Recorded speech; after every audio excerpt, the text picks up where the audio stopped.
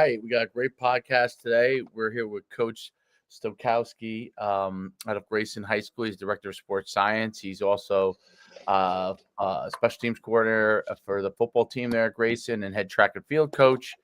So we're really excited to talk to him. He wears a lot of hats, apparently, which is good. That means it makes him very, very valuable. So that's a good thing. And we're excited to talk to him about not just football, but development of athletes and how he goes about doing it. Grayson High School is one of the powerhouse football programs in all of Georgia and perennially ranked, depending on the year, in the top 25 in the country. So great football program. Lots of fantastic athletes come through, great coaches, got a great commitment to athletics there. So it's really exciting to talk to Coach, from a place like that where they're really committed to helping the athletes succeed. So it's great to have you on, Coach. Yeah, appreciate you having me. No problem. As always, I'm here, Coach Schumann, and I have Coach D with me as always. And we're going to dive right into it. Coach, if you can go into kind of your background, maybe as an athlete, definitely obviously as a coach, and how you got that point to this point in your career and kind of the evolution of it. Sure. Well, I guess the basic road of my coaching career isn't super interesting. Wasn't a very good athlete myself. To help pay for community college, I got my officiating license. So I did that for my first 3 years out of high school, which I think gave me a really unique perspective. One that not a lot of people, you don't. A lot of people have opinions on it, but never actually put the stripes on and see what it's like from the other side. And then I had a big blessing in my life. I'm going to get my teaching certification and degree at Illinois State University. And a guy who I worked with at the YMCA in Peoria, Illinois, ends up getting hired on the staff at Illinois State. And so he brings me on, and I essentially get to work in the football office for 40 hours a week for no pay. And it was a crash course. It was like the best thing that ever happened to me. And then the following year, this is crazy to say, but the teaching job market was kind of wacky back then. Couldn't find a teaching position.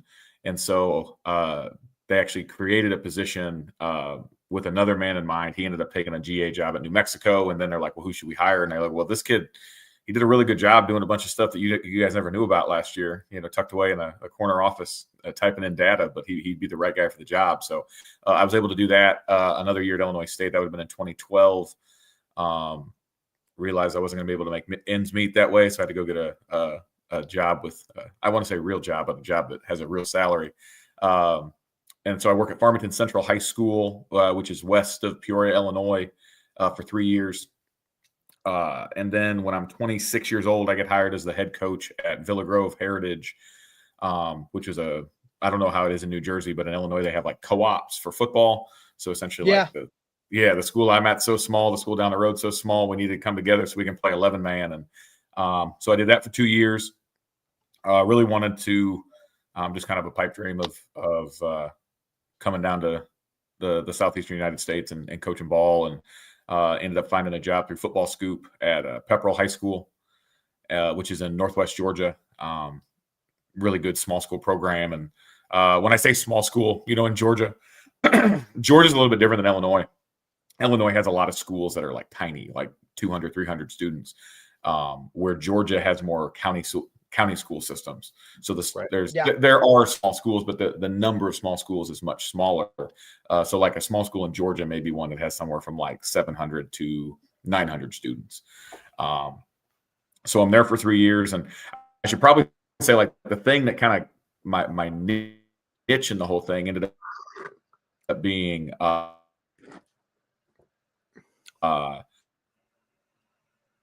like analytics and speed.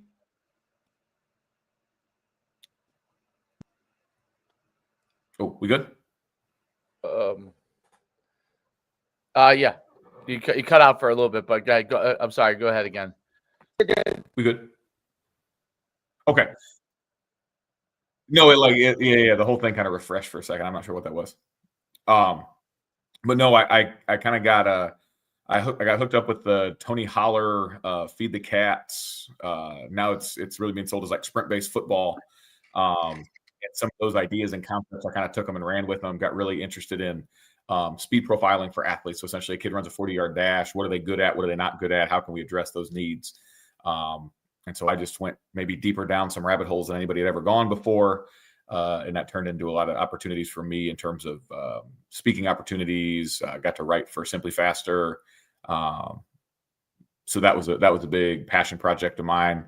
So yeah, when I came to Georgia, I was there 18, 19, 20, went to Jackson High School, which is in middle Georgia, south of Atlanta.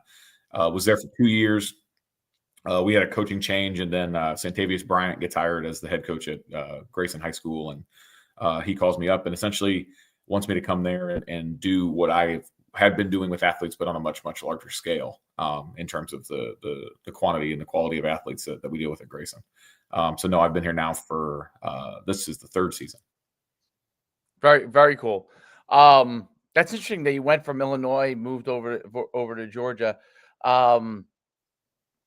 What was the impetus for you wanting to kind of leave Illinois and going to Georgia to coach and do your career there?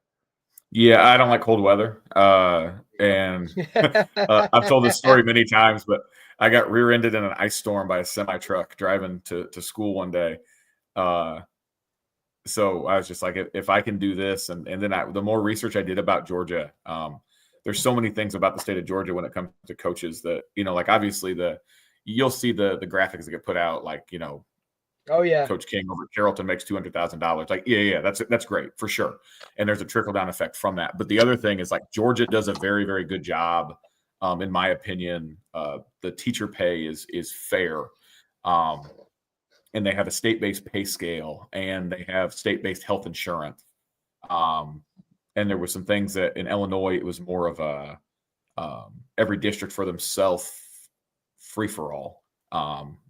And in Georgia's is much more structured, and I'm going to talk about something really boring that no one wants to hear about on your podcast. But like in Georgia, if you move schools, you're still under the same healthcare plan. So it's just, you just got to make sure that somebody flips that switch and now you work for this district and not that district. But it's just smooth operations like that. Oh yeah. Me being a young Plays person, a huge role. There's just, I can't imagine ever leaving Georgia, just with how things are set up down here. No doubt. That's interesting. Makes a lot of sense now, Coach. Makes a lot of sense now. It makes a lot of sense now.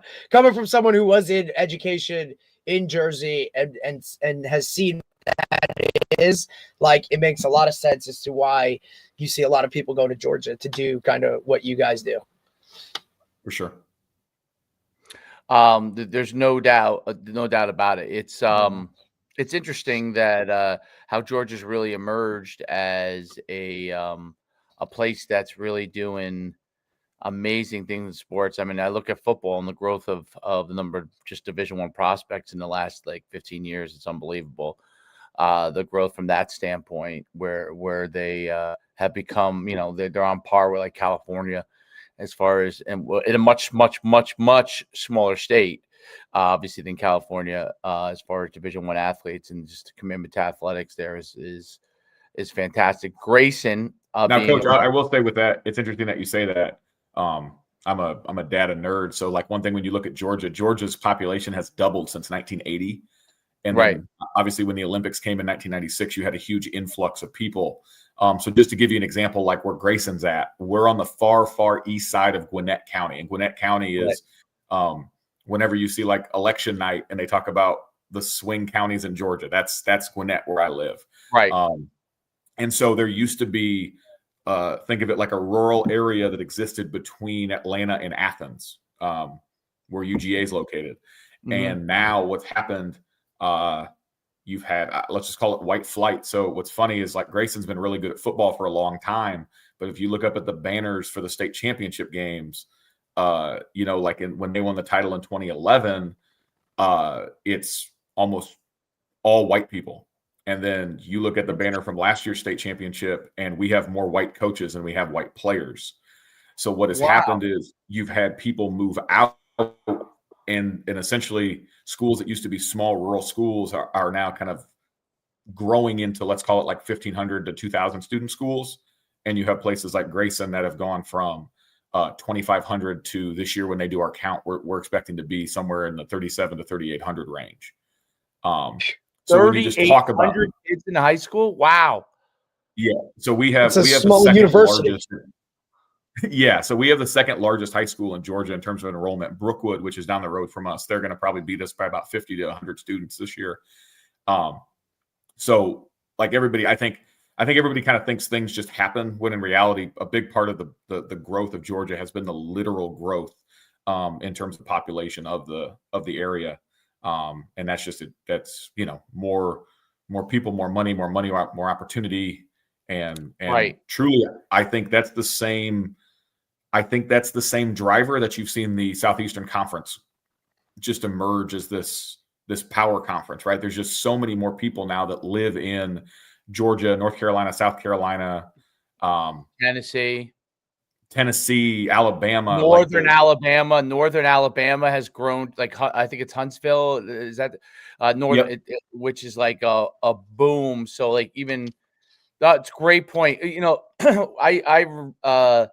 Well, at the height of when I was running camps, we ran them all over the country, over 100 around the country, and we ran them in every state in the Southeast too. And what was interesting was over the years, from like 2007 to 2017, it started out, at one point those camps had like there wasn't really that many camps, but we had good numbers there and good athletes, but over the years it kept getting more and more and more and better and better. And then obviously everybody runs something nowadays out there, so there's a million programs being run. And that was I just happened to be there running these things at like as it was starting to really boom, take off. And it's interesting because you're right. The pockets of population. Now, obviously, it's still not on par population wise with Texas, Florida, or California, but the migration, not just of because of opportunity, but a lot of people who would tend to have like athletic families, right? Like looking for better jobs, families that are coming in, and then those new areas expanding, which is a lot of what happened. So like in Georgia, and you correct me if I'm wrong, but like that Northeast section on the way to Athens, you got like, I remember schools like I think it's Cherokee was like a small, like not a big high school. Now they're a huge high school. And I have friends that, live down there, and even north above that, like there used to be nothing there. There used to be like literally nothing, and now they're like if you're driving north of there, you're like, oh, is there going to be even like a Chick-fil-A around there? And then now it's like boom towns, Yeah. Buford, right, is obviously like became a boom town. So it's all those kind of areas. And I know like I don't know if you guys still are, but Grayson and Buford like used to have like used to battle with each other. I will tell you, that's kind of a funny thing that you say, because like that is somewhat true from like a cultural standpoint, right? But what's been interesting is like Grayson has always been, other than the first couple of years the school existed, it's always been considered like a large school. It's always been a large classification. Where Buford has grown from, they won. Right. They've grown, and they've grown massively. And now you get to this point now where it was funny. We actually played Buford in the playoffs 2 years ago.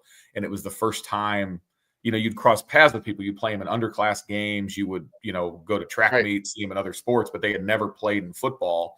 Some of that was because they weren't in the same classification.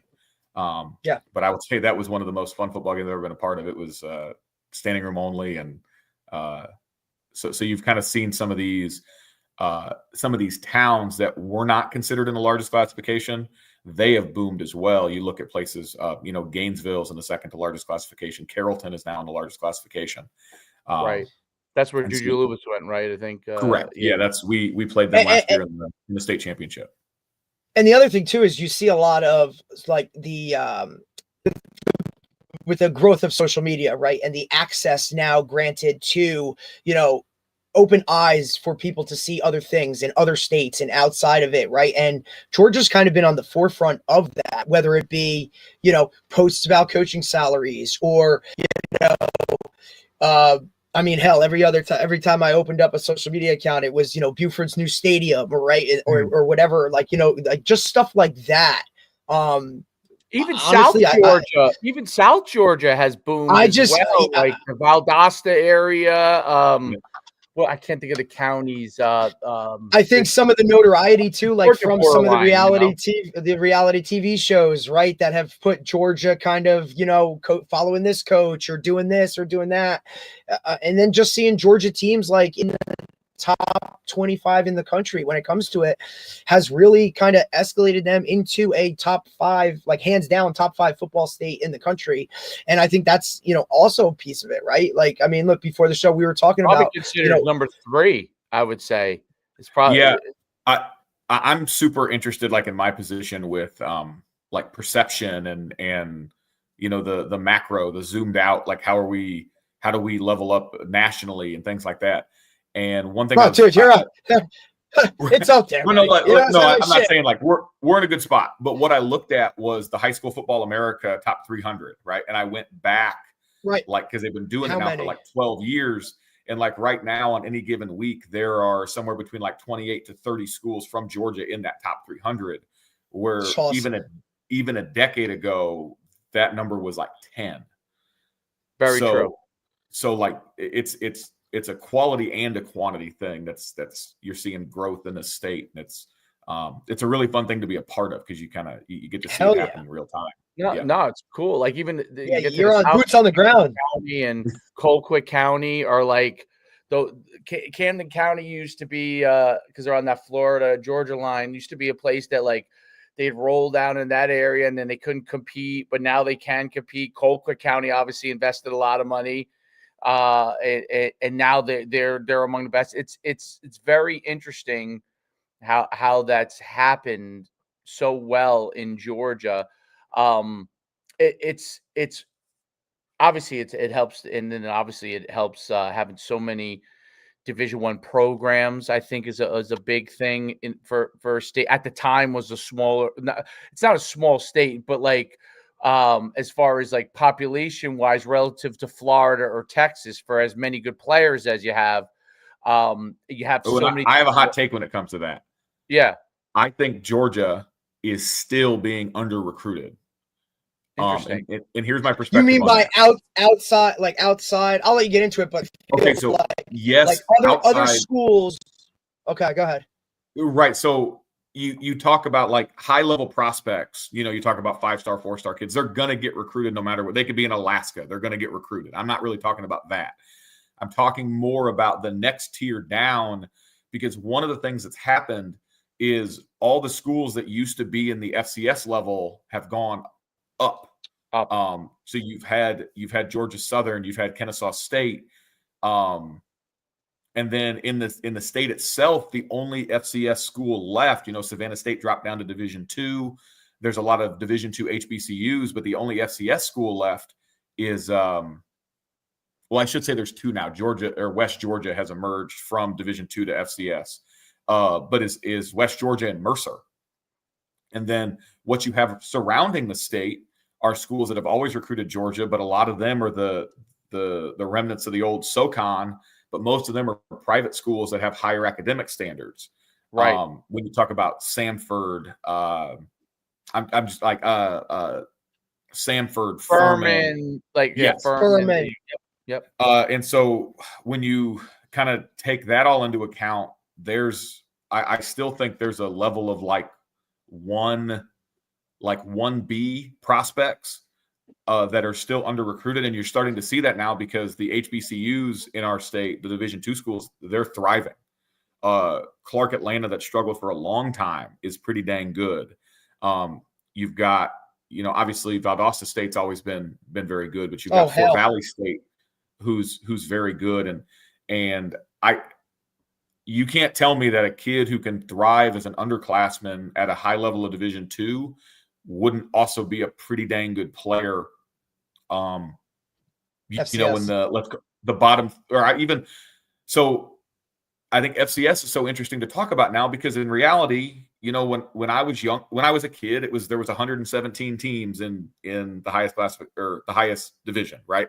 Now there's 140, and I mean, I don't know if y'all watched the game last night on ESPN, but like that looked like FCS football to me.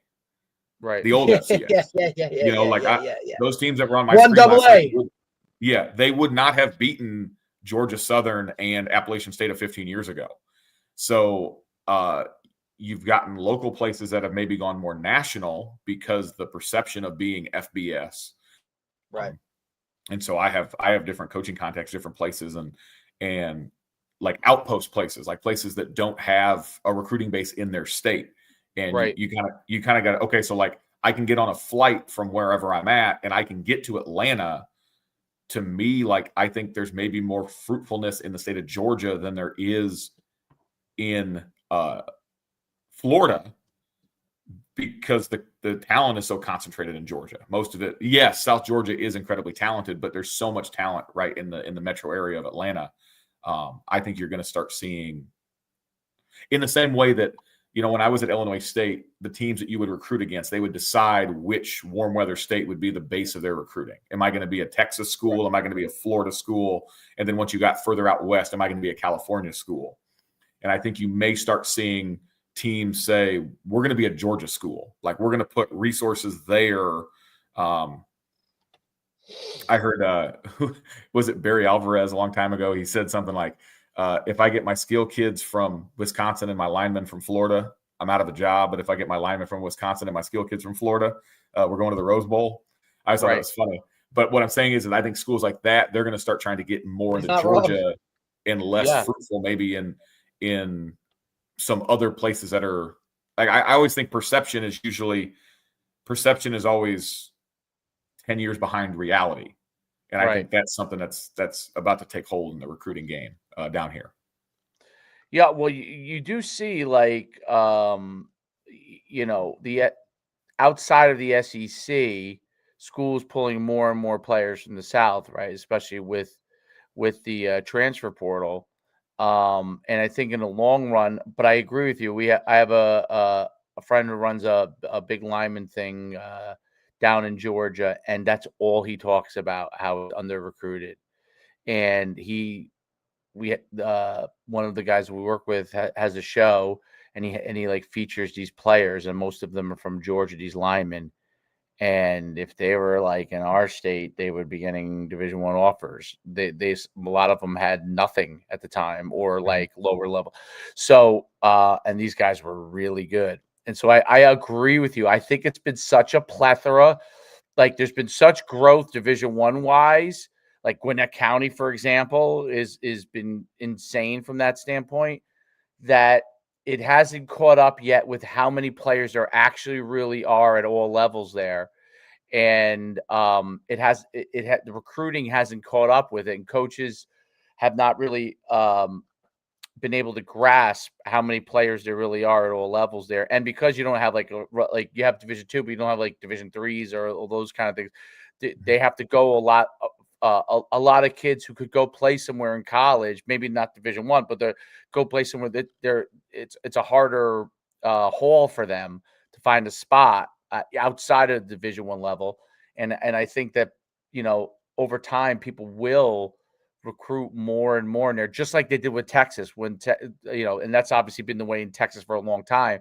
But as Texas like has expanded, like Georgia has expanded north, really, like a large part of the boom. Georgia, Dallas, the Dallas area in particular, expanded on that north way up, and then the south portion below Dallas or above Dallas, right? And they continued to expand out, and that's how you got like Duncanville, which was okay, now is national top 10. DeSoto, Joey McGuire from Texas Tech came from Cedar Hill. You know, it's like they're right next to it's boom, boom, boom. You know, I'm just like it is in Georgia, right? And then you go north and you go Plano, all the Planos and all the Mesquites, and then you got all the you go to Frisco, and you go to Allen, and you just they keep adding they keep adding towns up the Northway, right? And as they keep doing it, they just keep expanding more and more families in that area, and there's more. So it just doesn't end. And I think you're right about that. 10 years from now, people are like, oh, well, they just keep expanding them. They just keep moving. More talent goes up north more and more and more, and then way, way, way south in Georgia, like where you go all the way down towards the Florida line, right?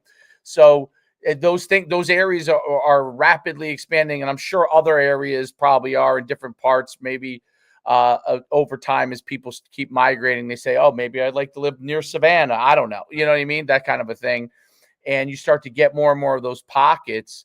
And it's happened in Alabama and Nashville. Like Nashville, I remember in 2006, like it was okay player wise.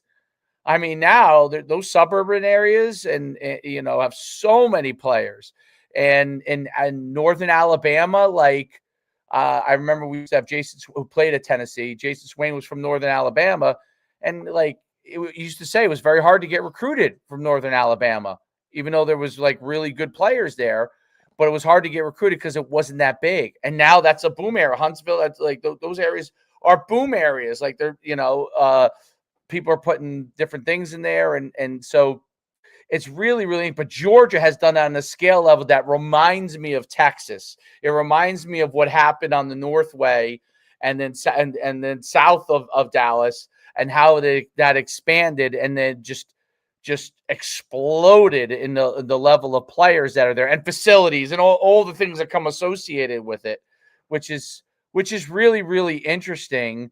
And the migration, like people from the north have from the Northeast, where we're from, and other parts, and maybe the northern in the Midwest, or in Illinois or Ohio, have moved down south too, right? Like that's, it's migration within the South, and then migration from north to south is also a big boom.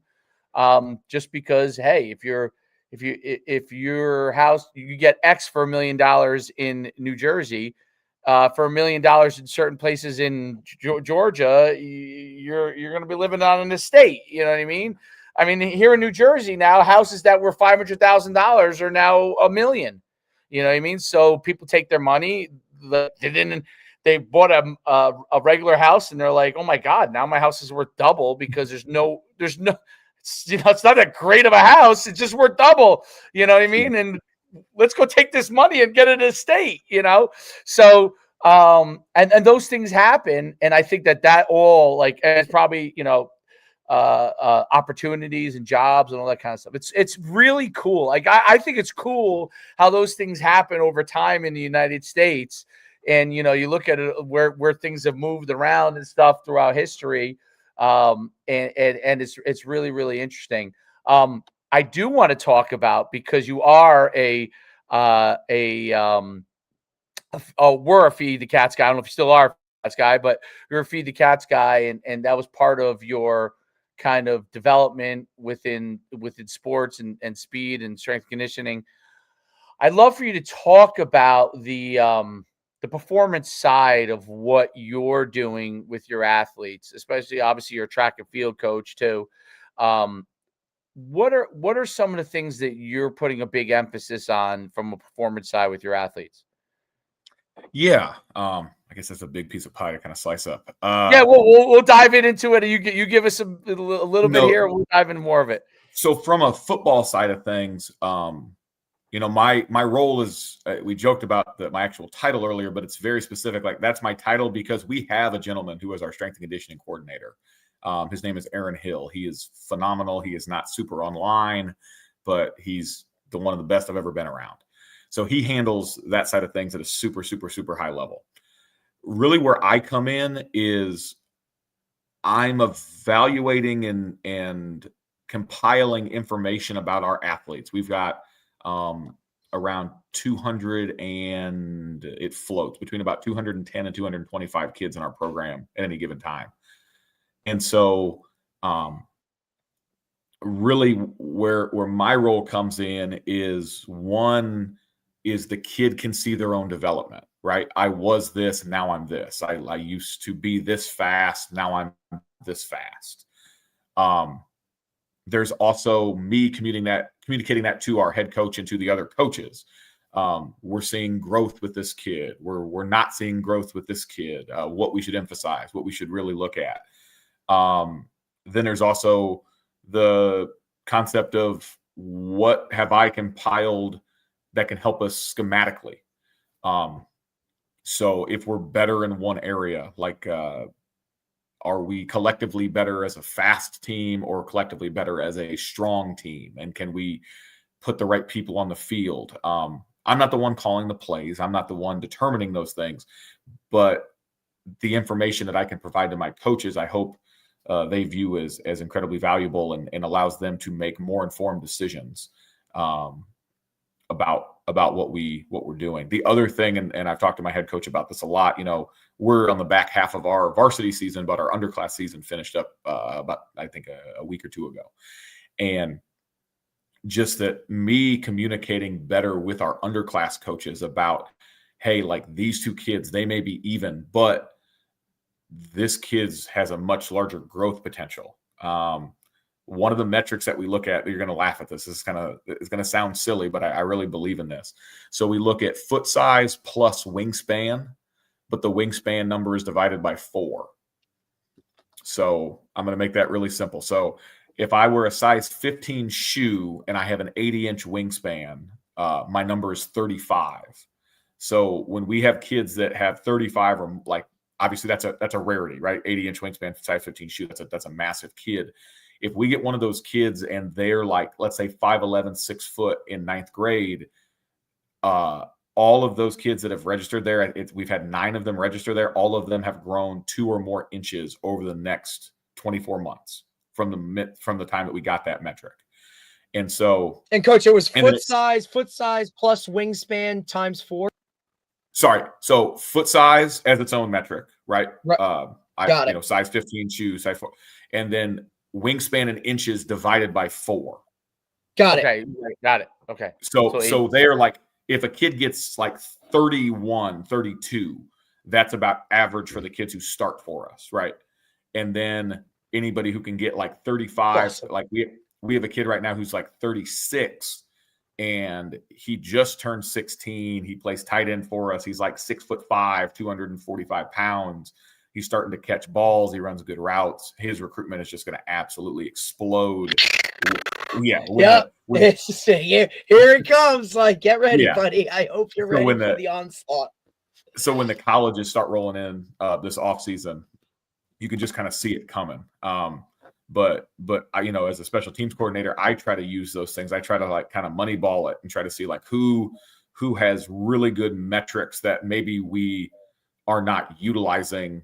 And I don't want to say underutilized, because the truth is that you may be a Division I prospect. You just happen to be behind our Mike linebacker, who's a 5-star going to Texas, right? It's like just because the guy in front of you is better than you doesn't mean that you're not also a very, very good player. Right. So just being able to utilize that roster and use it to our benefit. Now we talked earlier about Carrollton and Buford. The coaches there do a phenomenal job, like elite level job. The difference between us and them is there's a thing in Georgia where every kid that doesn't live in your zoned school district counts as 3 kids. So Buford and Carrollton are in the largest classification because of their city systems, and that's a whole nother topic. But long story short, they have on any given day, between 1,850 and 2,000 students walking through their halls. And like I said earlier, we're like 37, 38. So our whole thing is our biggest value for us is our literal human resources, the number of kids we have.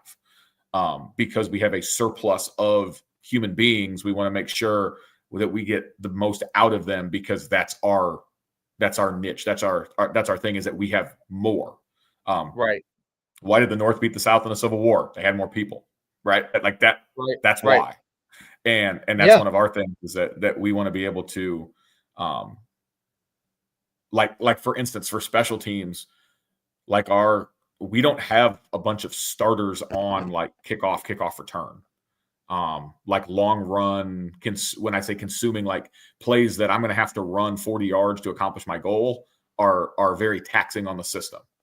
And so when we're able to put a Division I prospect at those spots that is not a starter, bonus, and the team, and the teams that we're playing have to, like, for instance, when we played Carrollton in the state championship game last year, like they had their special teams were off the charts good, but you started to look at who they had out there, and they had their best of the best. Like it was all Division I kids across the board. And I remember telling our head coach, I was like, listen, if we can just break even in the first half and not lose this field position battle, not lose the special teams battle, we'll be good. We've just got more people. We just will. And that's one thing that's been true for our program, is that we usually wear people down. And I don't think it's because we're elite conditioners. I think it's more just that we bring more people into the fold.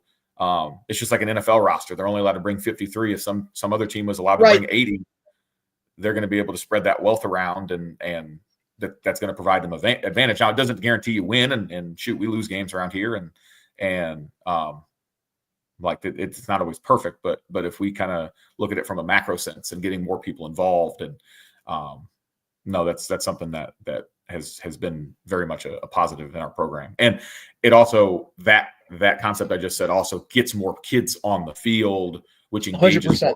Engages more kids, which engages more people in the community, which a kid can look at. I'm going to be a special team stud as a sophomore. I can be a special teams master as a junior while also being in the rotation. And then as a senior, I might get removed from special teams because now I'm playing 70 snaps. And it's more of a college-based system, right? Where you're looking at it as in terms of, hey, I'm going to college and I'm going to be, a special teamer to start. And then I'm going to build up as I progress in my career. The more years I get, the less specials I play, but that's because I'm wrapping as a 2, a 1, right, on offense or defense.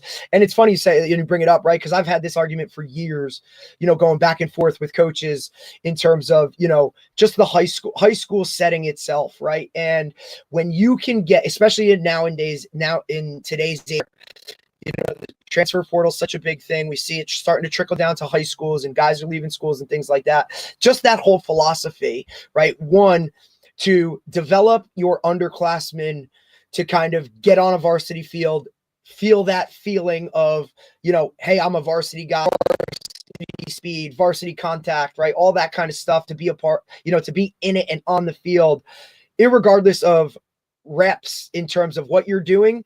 With specials, you give them a taste of that, right? A little bit as sophomores. Okay, I'm rolling here, right? It also gives them as a sophomore something to strive for, because maybe they're not the starter on offense or defense. And some of these guys, that's never happened before, right? They've never not been the guy.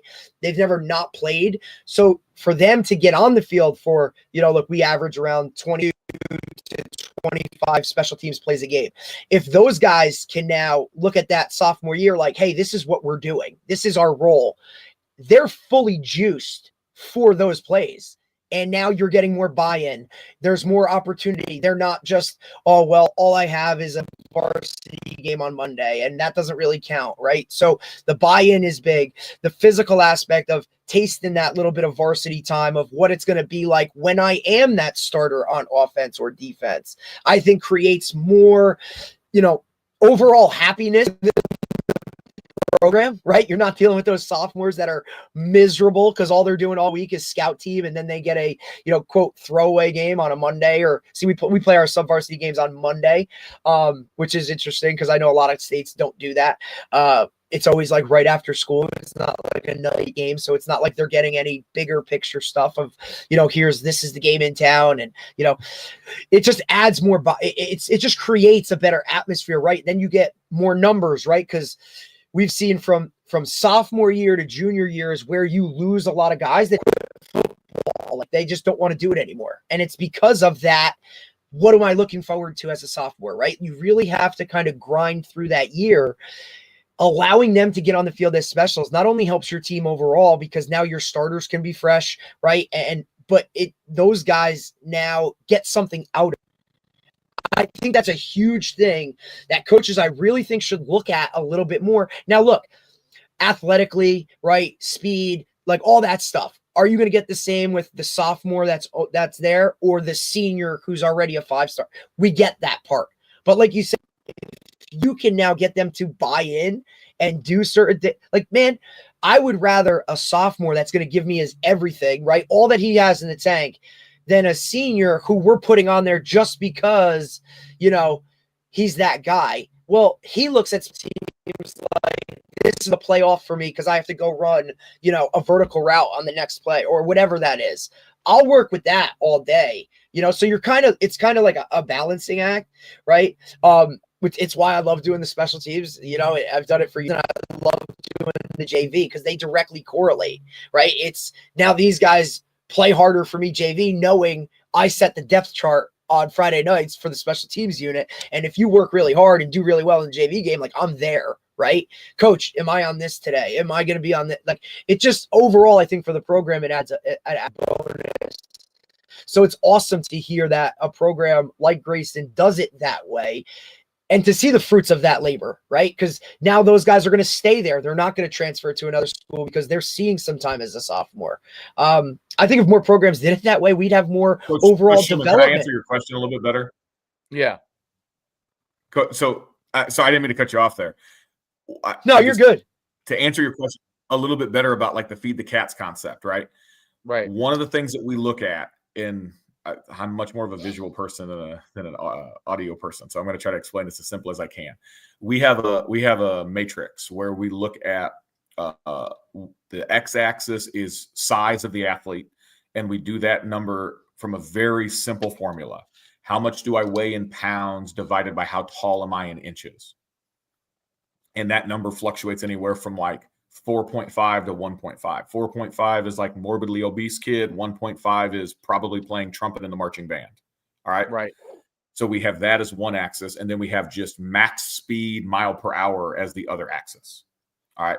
And so obviously, like, you want a kid to like climb his way on that chart, right? So I want him to get bigger and I want him to get faster, so he climbs his way on the chart.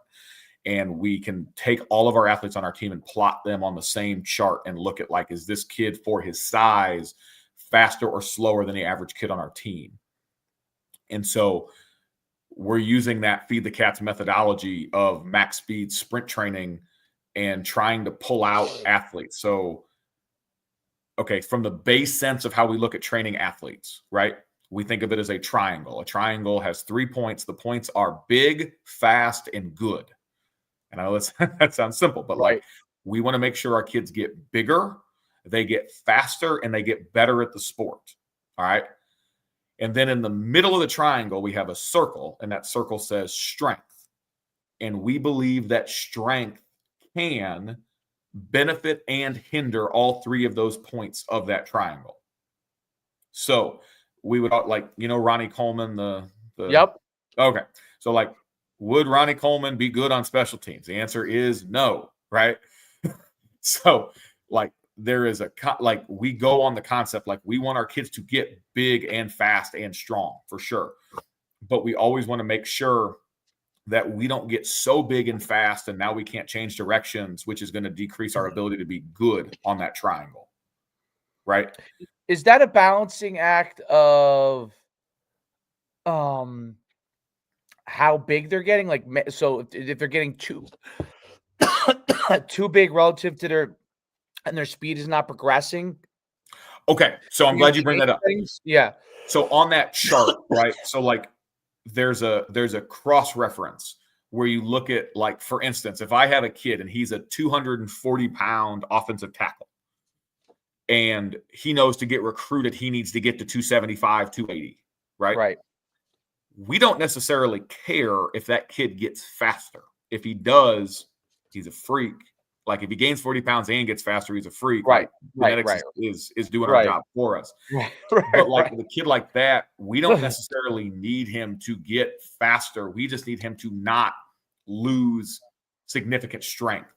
I'll give you an example. We had a defensive lineman last year who's now at North Carolina State, and he was weighing like 265, 270, and he could run. I remember it vividly. I'm out there with the lasers, and Memphis is out there watching us work out. He runs 19.9 miles an hour. And it just looked freaky, right? But he knew, like, to be a nose tackle in P4 football, you have to be able to not give ground on a double team. Because you're eventually going to get doubled by two guys that both weigh 320, and you can't give up ground. So he gained the weight to get to 300. He couldn't run 19.9 anymore, but he could still run 18. But on that chart I just described, he didn't lose caliber, if that makes sense. Like, that speed for that size kept him at the same 100% value. And it actually made him more valuable for the specific position he was playing. So, like, we don't I'll give you an example. We have another kid on our team who like a, sawed off, like 5'11", 6 foot, 300-pound guard, and just not super quick linearly. It's killing me there. Can't in a straight line, right? And like, his thing is, well, if I lose a little bit of weight, will I become more explosive? And the truth was, he just didn't. Like, he didn't get faster, but he got weaker. And so it was like, we told him, we're like, listen, genetically, that's just like maybe not in your makeup. You're just maybe not a fast twitch guy. So you need to be a strong guy. And so just being able to relay that information to our athletes so they can make the best decisions for their progress. Right? Because how big you want to be is a lot of times based on your life choices, right? Right. Do I want to consume more calories than I burn in a day? Right. And so we try to provide as much feedback. So think of it as like feed the cats with a cross reference for some kind of other things that we're looking at. Do you adjust so if there's a guy that's one of your skill guys, right, and you're balancing that size and speed ratio, and you see that maybe he's getting bigger weight wise, or maybe too quickly, and his speed is not progressing with it, do you change some of the workouts to get him back on that trajectory? Do you adjust things, or do you just say, okay, we're not worried about that? Now, when you talk about size for high school athletes, it usually happens very, very slowly, like at a snail's pace, right? Unless a kid has a huge, puberty bump, but like, for the most part, like, if a kid can gain 10 pounds of lean muscle over a course of an off season, there was a lot of work that went into that, and it didn't just happen in a month, right? It happened over a long stretch. For the most part, when you see large fluctuations in weight with high school kids, it's usually two main things. It's fat and it's hydration.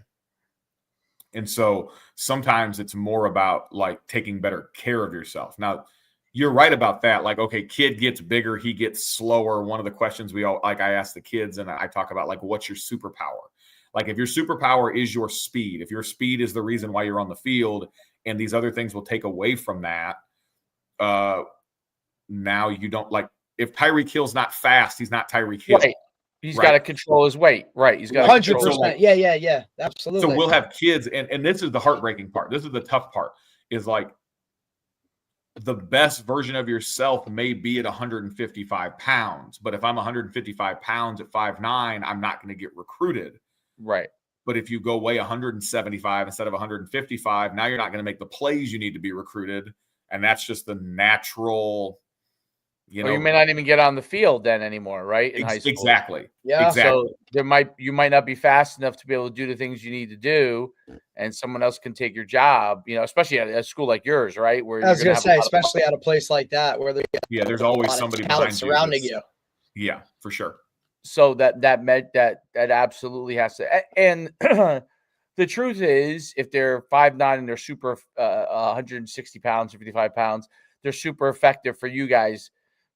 Even though obviously we talked about Georgia being underrecruited, there is a place where that person's going to be able to fit. You know what I mean? If he's that fast, let's say, and right. even if he's maybe undersized for Division I, maybe he could play FCS, maybe he could play Division II, whatever, and still be very, very effective. And so, you probably have this too. Like, some kids that you like look at and you go, all right, his max level is D2. He's close to his max level already in high school. He's not going to go as high as this other kid who's behind him, who eventually, when that guy becomes a starter, he's going to be the Division I player, but he's not ahead of this kid now, right? So we're playing this kid who's a little bit ahead of this guy, even though this guy's got more potential down the line. I'm sure that happens here and there in high school, and where and you know what a guy can do now versus what a guy could do later on, and then as that, you know, like a junior to a sophomore or type of thing. And I think it's important for players not to just put on weight just to put on weight, because I think that ends up, if it affects their speed, putting on weight to put on weight is to me is a negative. Because look, if you're a lineman, there's obviously a certain amount of weight you want to continue to put on. But if you put on weight and it slows you down, you're definitely less effective on the field. You know what I mean? So do you have to have those conversations with players? Because every high school kid wants to put on weight. That's what every high school kid wants to do, right? That's what they all want to do. They want to lift and put on weight, and they want to get strong, right? And yes, they want to be faster, but they don't you know, they don't want to feel like they're going to get pushed around or anything. Do you have to have, like, do you use like body fat metrics and those kind of things to help them understand where they're at and those and that stuff? Yeah, you know, we don't get that granular with it. Okay. You know, we track weight every month, and if we have like a big outlier, we will track weight more than once a month with that kid if we're really concerned about hydration or that was actually one of our main focuses for this season was in-season weight retention. And that was like a huge thing that our head coach emphasized. We improved our nutrition program. And when I say nutrition program, I don't mean this big elaborate thing. I mean that when a kid needs calories, we can provide calories. So they're provided with food when they get done with their workouts. They're provided food when they get done with their practice. And we've seen per kid a 0.2%, a 0.2 pound increase of weight loss. I hope that makes sense. So we did not lose as much weight on average over our top 100 athletes that we did last year. And the thing with us is our season is just so dang long. Like, it doesn't, if we get to the state championship game, it goes till the middle of December. And so, you know, a kid can go from 205 to 189, and you're just, why can't he do what he did at the beginning of the year? And sometimes it's because he's not the same person that he was physically. So that was a huge emphasis for us. For the most part, the conversations are always about gaining good weight, and then, you know, maintaining it the best we can through the course of the rigorous season.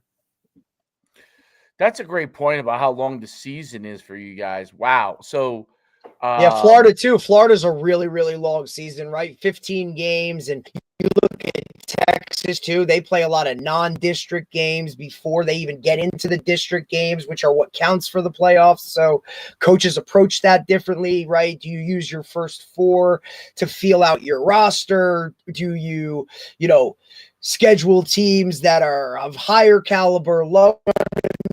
Like, there's just so many of those intangibles that goes into scheduling and whatnot in terms of in the high school world that I think play a huge role. And then also access to the off the field stuff. How many times a week do teams lift? What are they doing, outside of practice schedule? Look, you're a Feed the Cats guy. Those Feed the Cats guy are on and off the field in way less time than some of these other teams. That all plays a role, right? How many miles are you putting on your guys per week? How much are you hitting? All of those factors play a role into that, right, Dave? And we've seen and talked to guys that skin the cat a bunch of ways. And look, a lot of guys win doing it very different ways. I'm curious as to because it's such a long season. What do you do with them postseason? And to get them, like, do you give them off? Do they go into another sport? The majority of your kids, how do you structure that program? Because that is a long grind season, and I know the Feed Cats philosophy is continue to build speed, obviously, throughout. You're doing all those things, but there is a toll, obviously, in the body, especially as good as you guys are, right? So, because you're going to play for a long time, they're going to play a lot of games at all levels. What do you guys do postseason when that season comes to an end to like get their bodies back, and how do you begin to ramp that part up for them? Yeah. Now, when we're talking feed the cats too, I will say like I'm let's call my like a feed the cats practitioner. Like that's something I believe in. Yep. Right. You don't. But I will also say like we're not like a sprint-based football program. Right. Really, what we model ourselves around is very similar to the Chip Kelly Oregon high-low model. So our Monday, Tuesday practices are the traditional practice you'd expect to see at high schools all across the country. And then our Wednesday, we do a no sweat Wednesday where we try to bottom out the central nervous system for full recovery. That day is completely a mental day. And I have a lot of coaches ask me, they're like, how are you able to do that? And I'll be completely honest. Like if we didn't have a large, diligent, locked in coaching staff, we wouldn't be able to do that. Like if we only had 4 coaches and 60 kids and everything's a mental day, like it wouldn't work right. But because of what we're able to do with our numbers, that day is super beneficial for us. And we do yoga, dynamic movement, ice baths.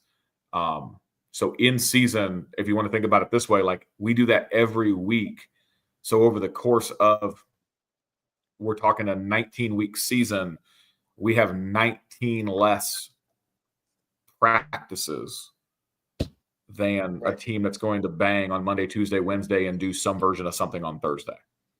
And then our Thursday is like our fast Thursday. So we're going to do low time under tension work in the weight room. So our Olympic lifting, we're going to do our max velocity sprinting, and then we're going to do we call it a mock game, but it's like a super fast paced get on the field, get off the field. It's got to be done by a certain time anyway, because our JV kids have to go to their games on Thursday. So just being calculated with the amount of workload we put on the kids in season, I think is a big part of it. When we get to the off season, we don't do. Usually, Coach Bryant, our head coach, takes a large chunk. Sometimes it's even as much as 2 months, where the only work the kids are going to get is going to be in class. So we have a fourth, fifth period where we have all of our football kids. So they'll work out, they'll keep getting stronger, but there's definitely a recognition. Well, you know, what's tricky too is like you have some kids that are coming off a JV season who like they haven't played a game in 3 months and they need to adapt very quickly so they can be in shape for spring ball. Where you have another kid who just played 15 games and they're dealing with a shoulder and an ankle and a knee, and we need to be a little bit more careful with them. So our strength coach does a great job. He divides our kids up into like a developmental group versus our varsity group. So our developmental guys are going to get more workload, where our varsity guys and sometimes, and I hope this makes sense, like sometimes a kid who is a very big contributor for us is in the developmental group because let's say like they came from another school, they don't have the strength base that we need them to have. So like they're effective enough for us to benefit on a Friday, but for them to be a starter next year, we need them to make a big gain. And if we wait 6 months to start those gains, they're not going to be where we need them to be. And obviously we're specifically, we're talking about people in the trenches, right? People who are going to have to bang and lean on people every play. So we do all those things. And with the off season, you said, do kids go to other sports? For a large majority of our kids, no, they don't. And so to give you some perspective, like our school, we're also very, very good in basketball. We've been top 10 in the country the last couple of years in basketball as well. So like you ain't just gonna walk out there and make the basketball team. Like they're elite as well. So we have a handful of kids that play basketball. We have a handful of kids that play baseball.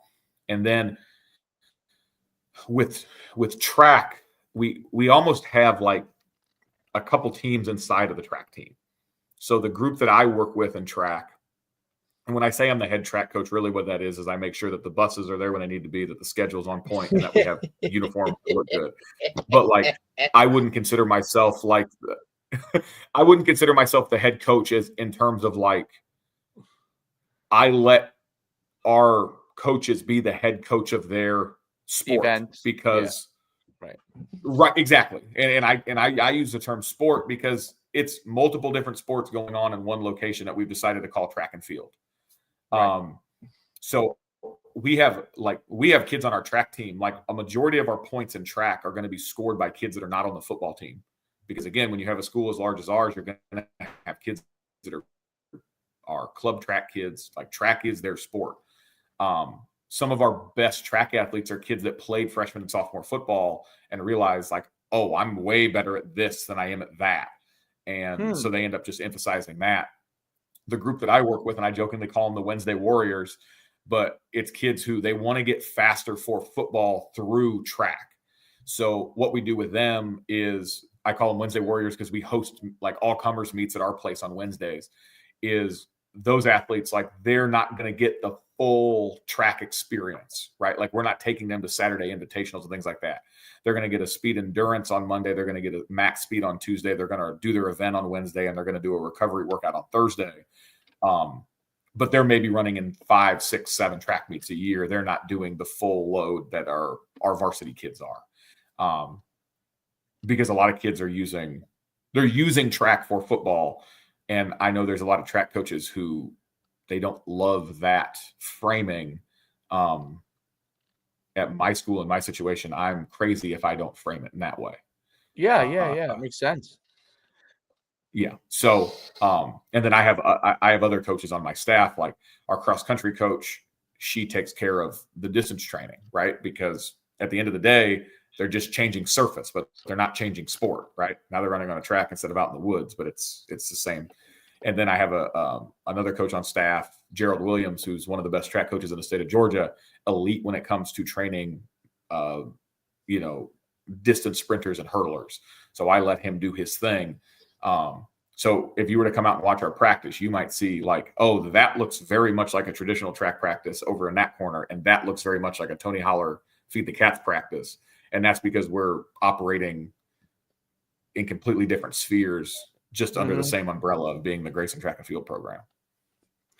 Very interesting. Well, you're servicing the things that the athletes are looking to get from track and field, right? The ones that really are track and field athletes, that's their first thing. They focus that direction. The ones that are football players that are looking to get faster, you're structuring the program around that and making sure they get what they need to get. And I think that's actually, especially at the size of the school that you're at, that's a thing that has to get done. That allows them to get better, the athletes utilizing track and field without having to worry about like, hey, only so many people could run an invitational, and then all of a sudden they're never running in any meets, right? Or they're running on only a couple meets, and they're like, what am I doing out here? Type of thing.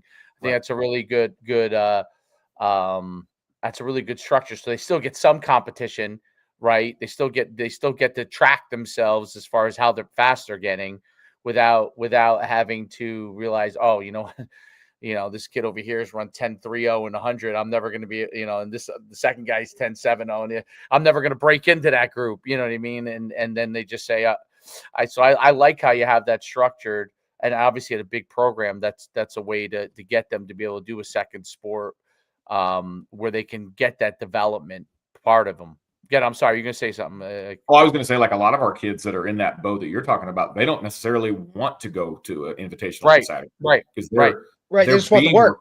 Right. They're being recruited. They're going on visits. They're on a 7-on-7 team. They're going to a combine. They're doing this. Like that's what their weekends look very much like a college football prospect. Right. Not necessarily like a varsity track athlete. So it's a lot of them, like the truth is like there are so few kids out there that actually break 11. Like there's really not that many. Right. That like are skilled enough to go play high level football and break 11. For a lot of our kids, it's just, can I go from 11.7 to 11.2? Right. And if I can do that, my access to making bigger plays is going to expand. So like my whole thing is moving the needle with those kids, and when the elite ones pop out, then boom, now we have some high level varsity kids. But like in our county, like if you can't run like 10.6, 10.7, like you're not making the finals in the county meet. Right.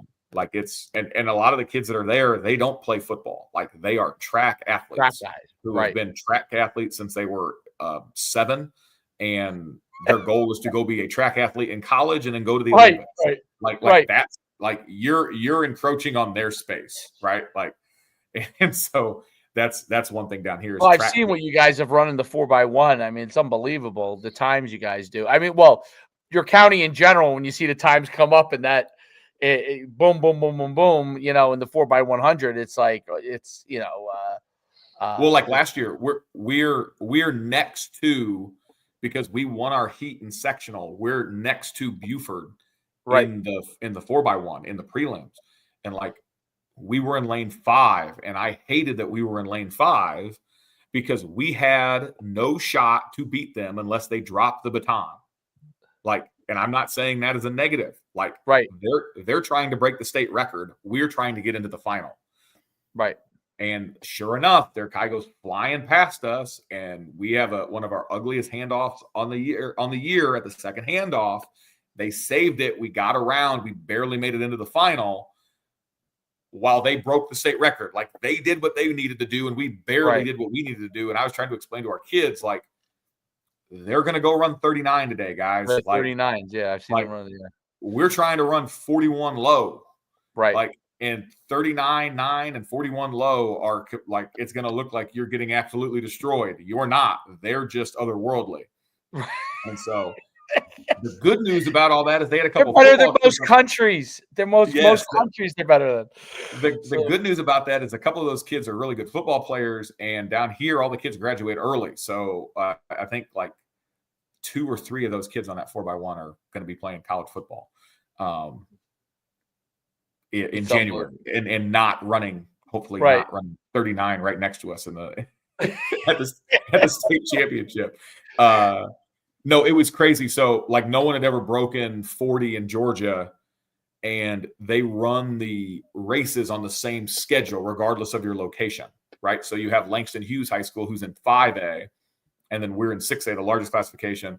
Langston Hughes, in real time, breaks the school, like runs 39, whatever it was, is the first team to do it. And then literally 2 minutes later, Buford breaks their record at a different location on the other corner of the state. So yeah, no, that was social media was flying that day. And it was. I jokingly told my kids, I said, my goal is that when they get the picture of them breaking the state record, that we're in the frame. And then I think a week later, Duncanville in Texas ran below that, I believe, and they were, I don't remember if they might have been high 38s or maybe, or low, or might've been very low 39. I mean, to me, it's like these times. I mean, the times are mind blowing to me that high school kids are running sub 40 in the 4x. I mean, you see it every year because you guys are running 41 and you're like, oh, we're just like 41 would win the states in New Jersey. So, that's something we talk about, right, Dave? Is really amazing. About, when we look at that times and we try to tell like our parents and our kids, right? And it's like, hey, like, oh wow, that's really good for here, but look at it on a bigger scale when you want to argue about, well, why doesn't he have a scholarship or this guy or that? There's a bigger scale here. Look at some of these other states, like you're not even on the podium, buddy. Or you know what I mean? Like it's really hard. But yeah, help with that in terms of, visualizing that for other people. But this is like what we're talking about, right? When that senior gives me his list of schools he wants to go to, and he's got a lot of SEC schools in it. And it's like, bud, you run a 4.740. This isn't what we're talking about here, man. So to just see that stuff, to be able to see it, it's a totally different. It's not 40-75. 40-75 won New Jersey, which is, by the way, might be the state record.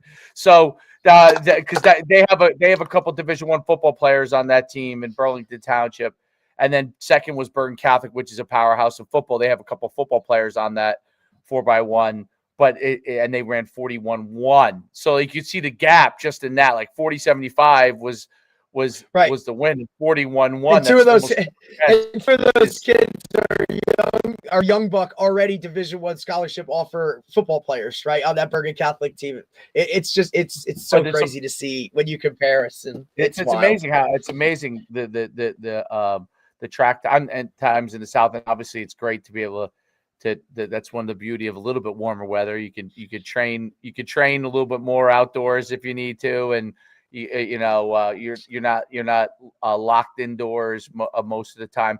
Although it's not as much of an excuse anymore in New Jersey because we have a few really nice indoor facilities. So these kids who are really track athletes, they don't have an issue getting to meet. They have, we have a few of those beautiful like indoor facilities. So for track.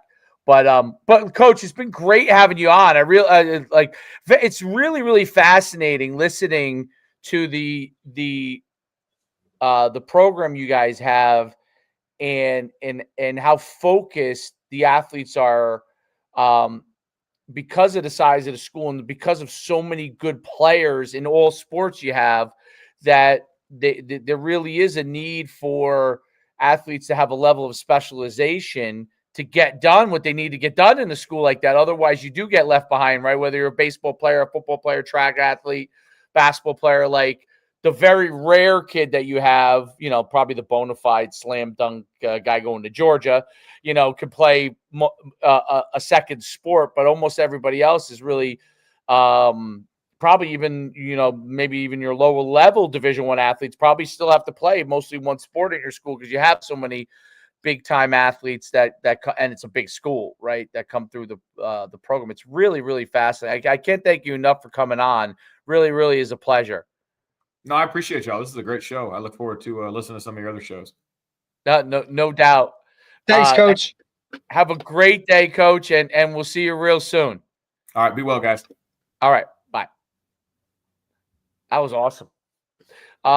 Very interesting listening to, like, when you hear the size of a pro school like that, 3,800 kids. It's so big, Derek.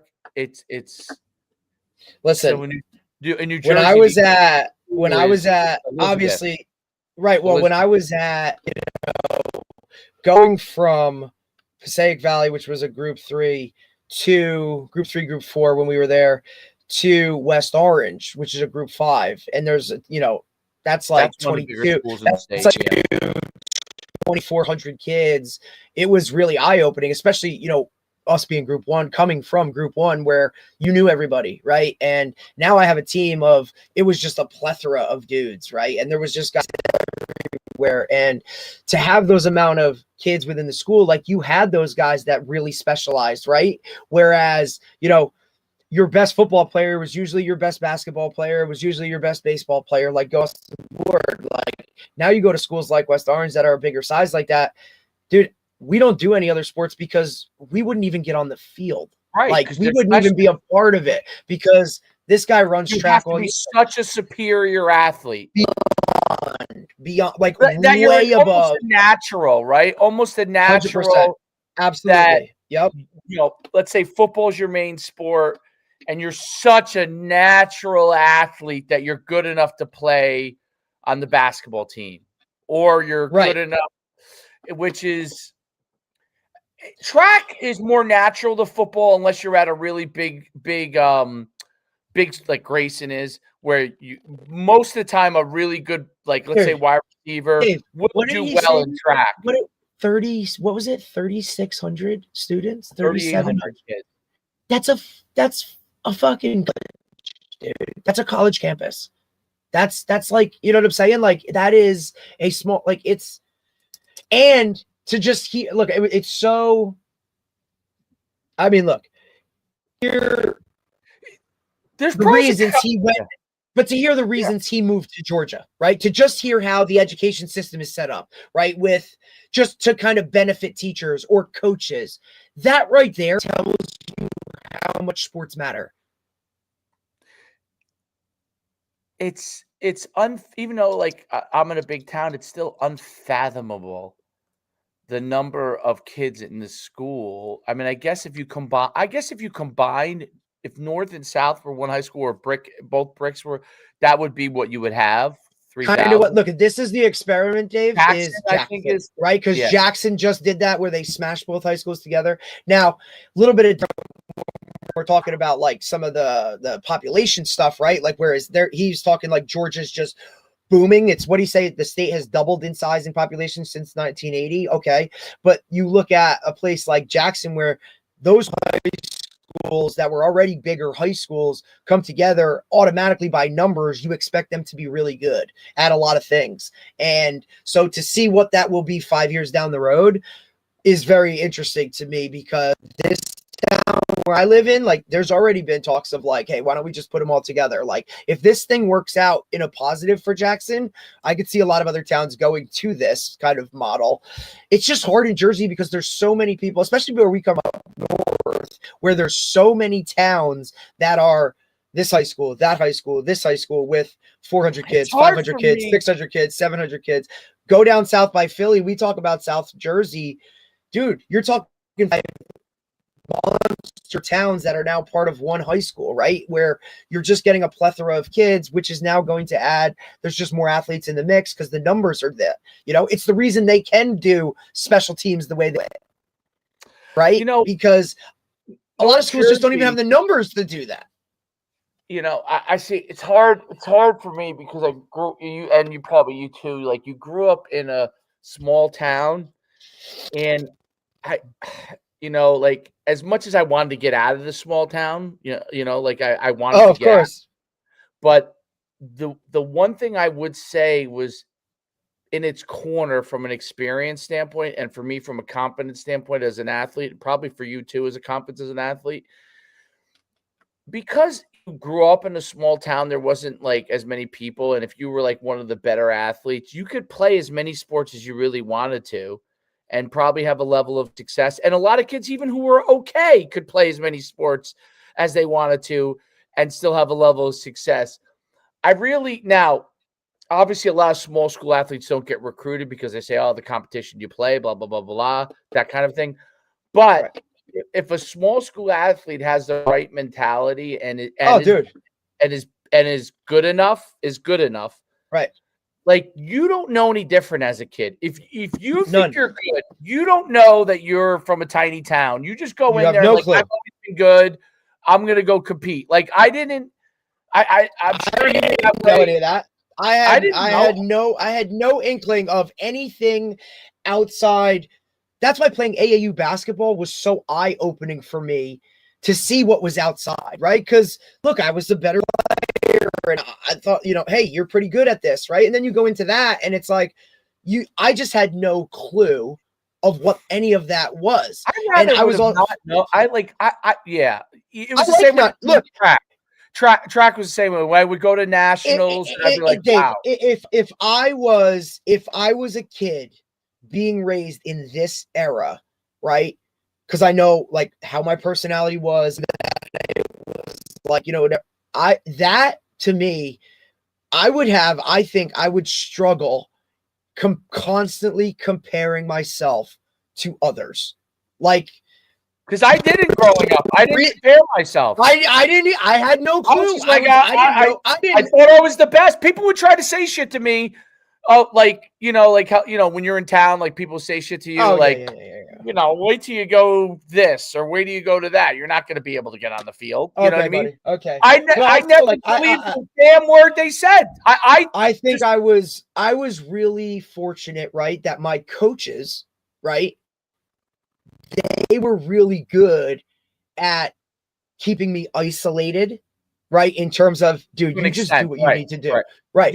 Until now, you get into this like names always in the paper, and you're on this all-state team with names from these guys that are going to this school, right? Where I really felt it was when I played in the North-South game, and everybody's going to this school, going to that school, going to this school, and it's like, wait, you're going where? Right? Like it was kind of like, okay, like that, but my coaches also put it like you still didn't have a problem competing though, right? So that was always the thing, was like, now you put me surrounded by all of those top level guys, and guess what? I'm still one of the better guys. You know what I'm saying? Like that was, you know what I'm saying? Like going to Chuck Mound's, like going to one of Chuck Mound's showcases, right?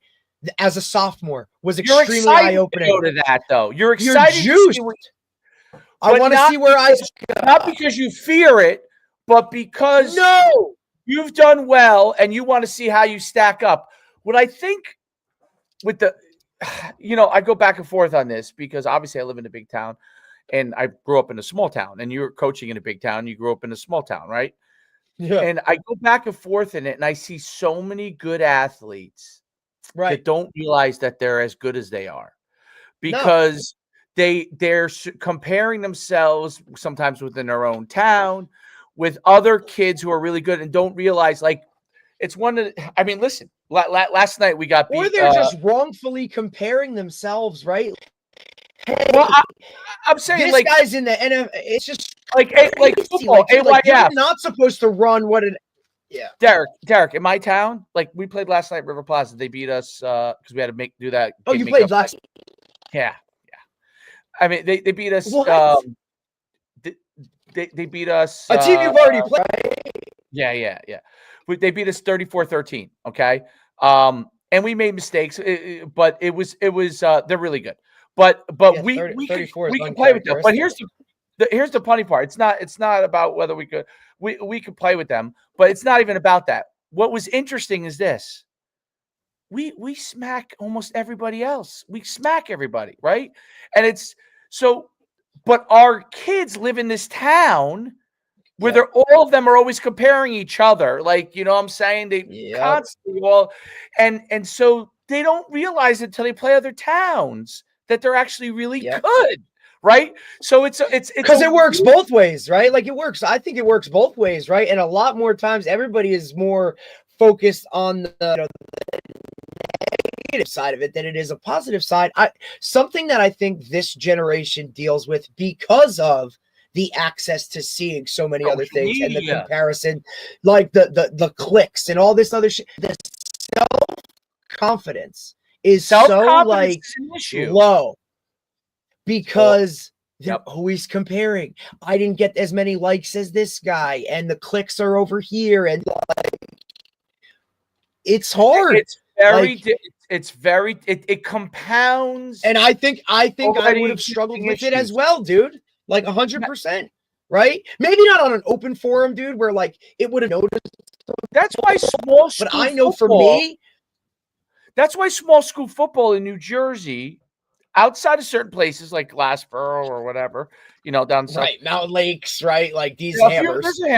But the overall level of small school football in New Jersey, especially in North Jersey, used to be really good. When I grew up, buddy, a lot of really good players, and even when you're there, still a lot of really good players, right? Like guys, you're like, dude, these guys, the Butlers, New Providences of the world, right? Like your Madisons of the world, like these. I'm naming schools where dudes were. It was like, look, now it might have only been one or two dudes, right? But it's these guys. That's changed a lot. They leave because they go to private school. They go to this they're because told they're told you can't make it. You can't make it from a small because they're comparing themselves. They're looking at social media. They're looking at where the best players are coming from. Right? Look, I had a mom that I think Grayson what Grayson is doing is unbelievable. It's amazing. It's amazing. I think about myself growing up. I would miss not being able to do a second sport personally. Because the truth is, if I was at Grayson High School, 100%. I probably would have had to specialize in football. I would have specialized in football. So would you. And we've talked about this so many times, Dave. We've talked about it so many times.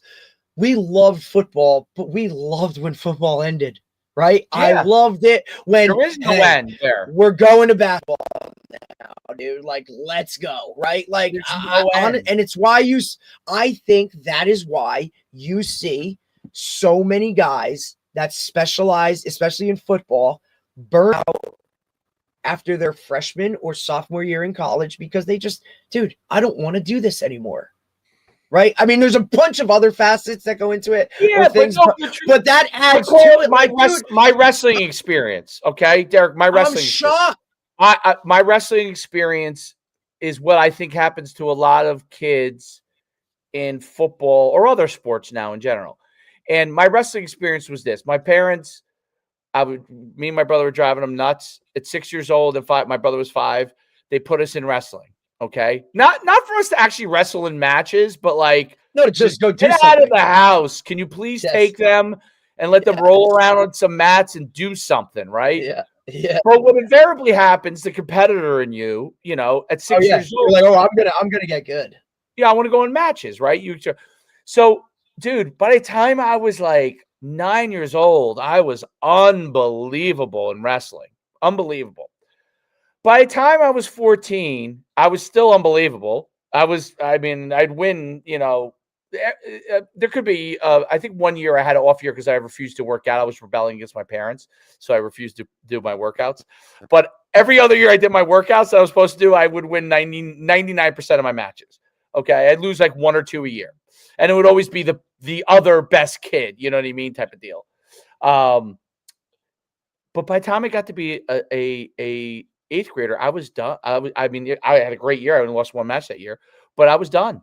I was mentally done with wrestling because I had done it since I was 6. And it was pretty it's an intense sport to begin with, right? So it's an intense sport. And I feel like with the specialization, and obviously this was me where I only wrestled in the winter. It wasn't like I wrestled, year round. My parents imagine if you did it year round. If I did it year round, then there's no doubt I might have not have been willing to do it anymore after high school. I wouldn't even done it. If I was a wrestling specialist, I probably would have just did it in high school and been done after that. But I did other sports, and football was my main sport. But wrestling, people always be like, "What was your best sport?" Because I did football and track in high school. I'm like, my best sport wasn't football and it wasn't track. My best sport was wrestling. I was a great wrestler, and I mean, really, like, could probably have been a college wrestler if I stayed with it. But I wouldn't say the word hate.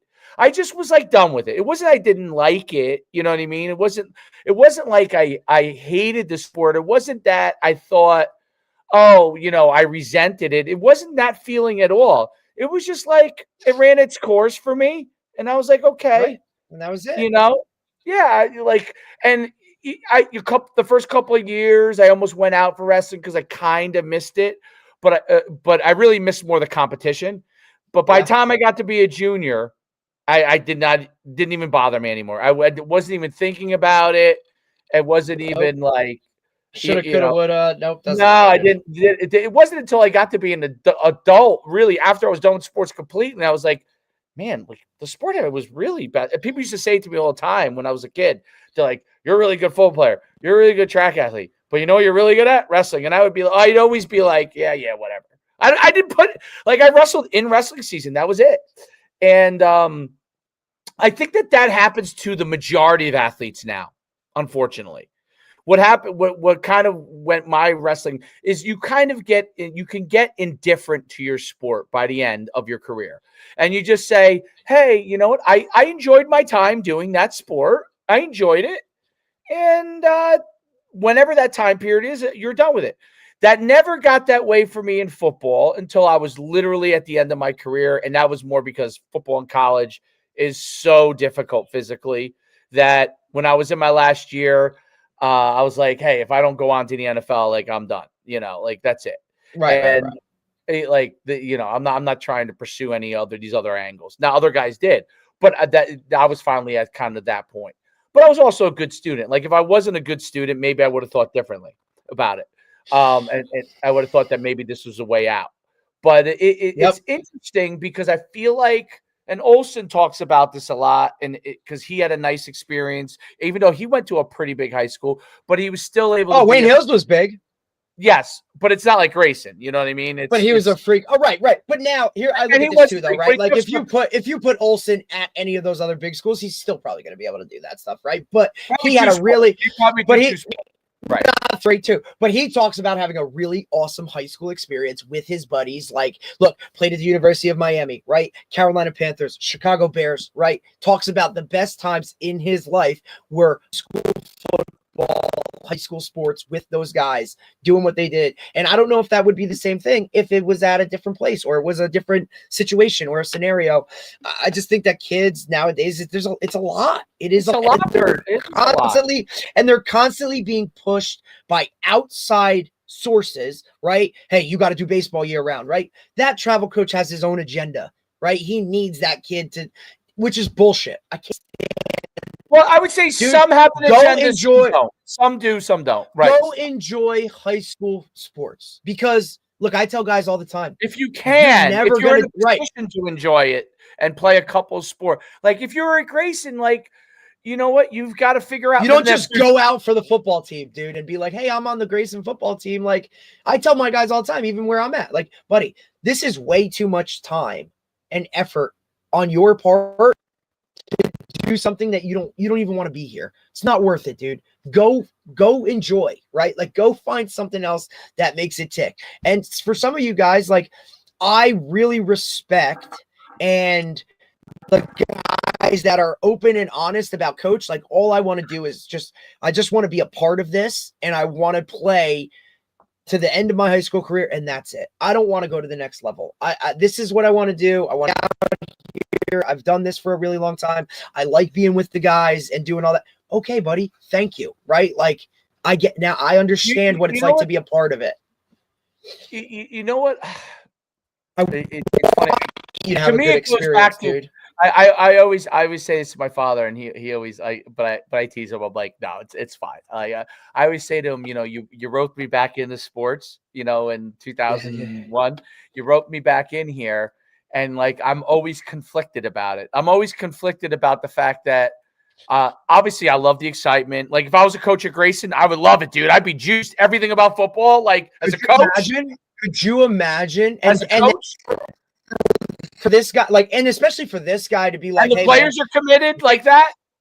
Well, and this is where people always ask me, Dave, like, you know, what was your experience like at Bosco? And I'm like, look, man, the best part about Bosco was I never coached effort, right? Like, the guy that was bottom of the depth chart worked just as hard every day as the starter, as the 5-star, right? Like, that was never in it, and that's what was about it was you guys just wanted to be coached almost to a point where sometimes you're like, buddy, like, we're good here, right? Okay, like, but that's now you see the other side of it where it's like, guys, like, let's go pick it up, we gotta go, like, hey man, like, this is a big game, right? Like, it didn't matter. Those kids treated every practice, every workout session, everything with such a high level of intensity because they loved it. They just wanted to be there in it and do and use that for, like, whatever it was. It's just that's the biggest difference I see. As I go back and forth, that every kid's different, and obviously some kids should specialize for different reasons, and some kids shouldn't. But if you're able to play a second sport, that's great. Like, if you're doing travel in one, and somehow you're able to squeeze a second travel in, I don't know how it's tough to do, but your third or fourth sport should just be a rec sport. Like, you know what I'm saying? Right. Like, yeah. Like, I remember that they constantly asked me to, like, go play baseball, right? Like, can we go play baseball? Like, now look, if I dialed into baseball, maybe I was a really good baseball player that would have had the shot, but I didn't want to do it. But even so, like, I probably should have done it, right? Like, I know if my high school had lacrosse, I'd have been all in on it. That would have been awesome. You know what I mean? Right. You would have been a sick. Like, even look, I tried track. Shit was not for me, dude. Like, it could have been because my first, right? You played basketball. Loved basketball, dude. That was my first varsity sport. Sports that you kind of traveled, but correct. But like, I like it's hard in high school to do a third sport unless you're really really gifted. Unless it's a sport like track, because everyone's allowed on a team. No one's cutting, right? So you could go. You could run and get better. Like what Grayson's doing with the football players is really smart, you know? Like they could run, they could get better, they could get some times, and then they could still go to colleges on the weekends and all. Like, I think that's a sport you can do. It is hard. That was another thing. Like, I never about like visits or any of that kind of shit, right? So like now senior year, it's like, hey, I got to take a visit to Monmouth. I'm gonna miss this Saturday basketball game. Like, sorry, coach. And he's like, dude, football's your thing. You're good. It ate me up more than it ate him. He was like, oh hell no, I was expecting to miss 4 games. You know, he's like, you're scheduling visits around basketball season. Like, I was like, oh shit, man. My senior year, I cost us. We had won the state individual track championships when I was a junior. I cost us the state relay championship my senior year because I had to go to a UConn visit. You know, so why? What happened? Is that news you're looking at? No, I'm just saying that game. I just that whole thing was was so interesting to me, right? Because you know, I was just brought up on such a team. Team always came first, dude. Like, it didn't matter. Like, that's great. You want to go play in college, but how is that like that's hurting the team? Yeah. Right. And now it's just so opposite. Like, it was always about Butler tradition, Butler this, be a team guy, do whatever's going to help you. I mean, in reality, I mean, shit, junior year, I'm starting because that's what the team needed. And I didn't, you know what I mean? Like, I wanted no part of that, but you do what you do to help your team. It's just a different outlook on things now, right? Like, guys would much rather, coach, I'm not doing that. Like, would I play that? I'm not gonna, you know what I mean? Like, it's why I try and get those younger guys to buy in before they realize, like, you know what I mean? Like, I only play receiver. It's like, no, dude, you're gonna play a lot of other things right now. Like, I'm gonna send you in to just run off the edge and block this extra point because you're not doing anything else the rest of the game, and you're on the 4x1 team, so you should be able to like bend and come off the line fast, right? Like, I don't know. It's just different now with the whole team and with the transfer portal and all those guys. Like, I think that's really what's been lost within it a little bit is the locker room stuff of like, how, like I want to stay with these guys, but you know, other guys, hey, I'll make $1 million elsewhere. I'm going to go do that.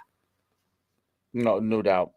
Which, look, I may have had a different outlook, dude. Think about it. We talk about it all the time. Like, college, dude, if someone's telling me I'm going to pay you $100,000 to come on my team, what are we talking about? Like, I might not make that in, you know, like, or some of these numbers, like, I might not make that when I go into the work field. So I'm going to go do that. Like, I don't know how I would have received that or what the money thing would have thrown in there. I mean, some of these guys coming from the situations they're in to get that money in college, like, they may never make that again. Yep. I did see a hot take last night. Shiano, somebody brought up Rutgers kind of paying like the amount, like paying players on a top level for the Big Ten. Do you get what I'm saying? Like, you know, in order to be good paying the players or whatever. So somebody, I guess, like one of the reporters, I guess, kind of said like, hey, you know, we've tried that at Rutgers. And he was like, whoa, we didn't try. Hold up. Like, we weren't even like, that's not even like, I can't even believe you think that, right? Like, we are not even close. Not even, I mean, he blew this guy out of the water, not in a negative way or whatever. He was just like, look, dude, if you think that, I want to make you and everyone else, because if you think it, that means 10 other people think it. We have not paid anyone, right? Like, on any scale. And that's what he said too. He goes, in retrospect, what it takes to win in the Big Ten, he wasn't even talking nationally. We haven't paid a fucking soul, dude. Right? Like, nothing in regards to any of these teams that are winning or doing whatever. Like, Rutgers has not done that. And he was like, I'm focused on Oregon. See you guys Saturday night. Which is basically like, if we get smacked, don't bother me. Right. Like, hey, they're coming here for a night game at, you know, in Piscataway, with $1 million payroll, coming off a loss that they shouldn't have lost. Like, great, here we go. And he said, like, we've had so many injuries and some guys are coming back. Like, oh, like, here it comes. So get fucking ready. But I thought that was a really interesting, you know, I think Shiano does a good job of winning the jobs, winning the games he should win. He's supposed to win. But it's hard to get over the hump You're not. To win You're games not going to get over the shouldn't win. Right. You're not beating Penn State. You're not beating Oregon. You're not beating shit That has to be fucking frustrating. USC. I mean, dude, how hard is that to know you're going to be 500 and make the Liberty Bowl every year? It has to be How tough. do you have who's that? very driven, a guy that's very driven like him. This is why I think you see so many assistant coaches there. They go there, they get. I've worked for Greg. I've worked in the Big Ten. Now I'm going to go somewhere where we're going to fucking win the national title. Because you're never going to have a chance. We're going to be in the playoff. Look, at best, middle of the pack in the Big Ten, dude. Like, you got to go and beat the Wisconsins of, like, Minnesota shouldn't be a big win. That's why Stanford, and that's why they hired Angelo. See what Angelo Luck, he got a donor to give $50 million. Saw it. So look, people are like, "Hey, I mean, if Stanford decides they want to win, if they win, they got 50 guys they can get $50 million from." Dave, this is why it's only a matter of time before Andrew Luck starts getting that money from all those guys. Everybody, the buyout for James Franklin, the money. How are you going to pay the assistants, right? Because on Urban Meyer's podcast, like he talked about, like, look, it might be 40 million or 50 million for Franklin, but you got to buy out all the other guys too, right? Because it's Penn State. They're high-level assistants. Like, they're probably in the millions too. Like, now you got to buy that. This is going to be more like 75 million. And it was like, well, where's the money coming from? And guys are like, well, I don't know. Dude, that's 3 people that graduated from Penn State to be like, hey, here's a check, here's a check, here's a check, go. Like, let's go get our guy. It's going to be fun. I don't think the Indiana guy's leaving. He ain't going anywhere. Why? He's too old, no offense. You're already at the top. He's already pulled him to the top. Now he can probably figure out how he can build more. How much more can I squeeze out of this? And look, it was funny because we talked about with Coach before you hopped on. We talked about Jalen Bell, right? Because Coach Bell, Marion Bell, like, obviously he played at Grayson. He's like, dude, that's he. I was like, look, that's the ultimate, like, literally goes into talking about what we talked about. This guy was a high-level high school football coach, very successful in New Jersey, and put his own career stuff on the side for his son to go down to Georgia. You see him, like, his son's set. He's at Indiana, right? Makes the right choice going there.